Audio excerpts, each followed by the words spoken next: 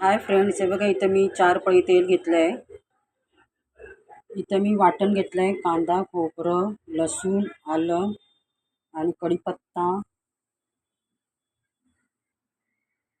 यामध्ये धणे, बडीशेप हे मी भाजून टाकलेलं आहे आणि वाटण करून घेतलं आहे मी. इथं मी तेल तापत ठेवलं आहे. ते बघा हे वाटण मी यामध्ये टाकते.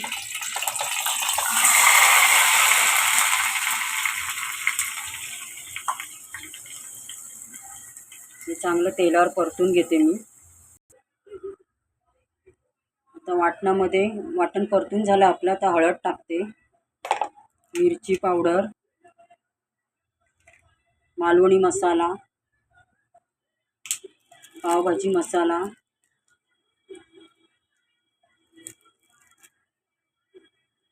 आणि चवीनुसार मीठ.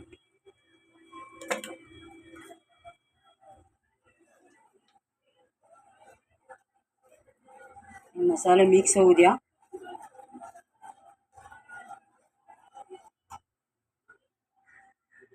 हे बघा यामध्ये मी थोडं पाणी टाकते. घट्ट झालंय खूप. पाणी टाकते मी.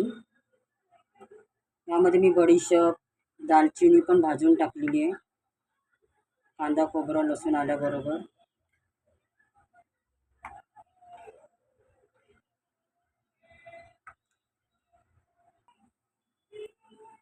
हे बघा यामध्ये मी अंड टाकते बघा फोडून. हे बघा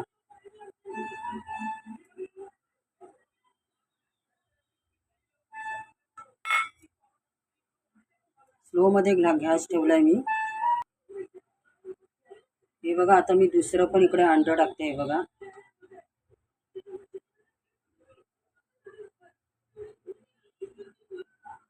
एक इकडे टाकलाय, एक इकडे टाकलाय.